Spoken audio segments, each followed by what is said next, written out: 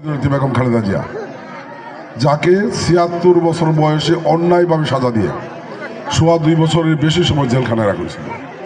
এক দফা কর্মসূচি ঘোষণার পরে আমার মতো অনেককেই ধান খেতে রাত কাটাতে হয়েছে। করার কোনো উপায় নাই। উনি যত বড় নেতাই হোক, যত সম্পদের মালিকই হোক, ওই ভোটের প্রয়োজনে সেবা করেছেন। যে বিএনপি এই দেশের মানুষের জন্য এত সংগ্রাম করেছেন, আমাদের বিশ্বাস আগামী 12 তারিখের নির্বাচনে বাংলাদেশের মানুষ ধানের শীষে ভোট দিয়ে ক্ষমতায় যাবে, এটার মধ্যে বিন্দু মাত্র কোনো সন্দেহ নাই।